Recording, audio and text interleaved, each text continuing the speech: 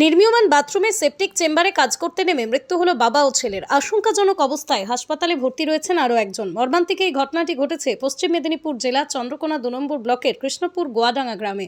মৃত দুই ব্যক্তির নাম সুনীল পণ্ডিত ও লক্ষণ পণ্ডিত। উভয়ের বয়স যথাক্রমে 59 ও 32 বছর। লক্ষণ ও সুনীল সম্পর্কে বাবা ও ছেলে। নির্মীয়মান আবাস যোজনার বাড়ির বাথরুমের ঢালাই চেম্বারে স্ল্যাব খুলতে গিয়ে এই বিপত্তি ঘটেছে বলেই জানিয়েছেন গ্রামবাসীরা।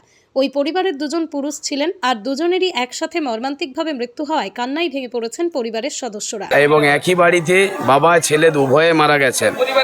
এখন পরিবারে আছেন বলতে ওনাদের মা বেঁচে আছেন, এখন মা আছেন এবং ওনার সাথে ওদের স্ত্রী আছে, ছেলে একটি, মানে বাবার স্ত্রী এবং মায়ের স্ত্রী।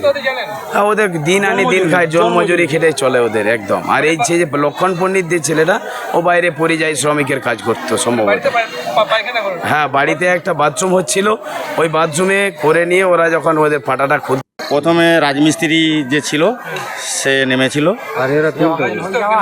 রাজমিস্ত্রি অজ্ঞান হয়ে যায়। তাকে উদ্ধার করতে গিয়ে তার ছেলে আবার ছেলে প্রথমে নামে মিস্ত্রিকে উদ্ধার করার জন্য, সেও গিয়ে ওই চেম্বারের মধ্যে অজ্ঞান হয়ে পড়ে। তাই দেখে তার বাবা দাঁড়িয়ে ছিল, সেও ওই ছেলে এবং মিস্ত্রিকে উদ্ধার করতে নেওয়ার সঙ্গে সঙ্গে সেও অজ্ঞান হয়ে পড়ে।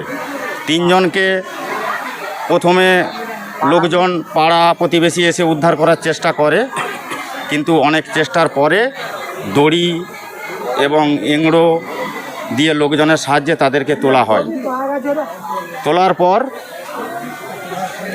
তাদের চিকিৎসার জন্য বাপ বেটা, এখন আমরা যে মারা গেছে ওই বাবা সুনীল পণ্ডিত ও তার ছেলে লক্ষণ পণ্ডিত, দুজনেই মারা গেছে। তার শ্বশুর ছিল এবং মিস্ত্রি এখন হাসপাতালে চিকিৎসাধীন আছে।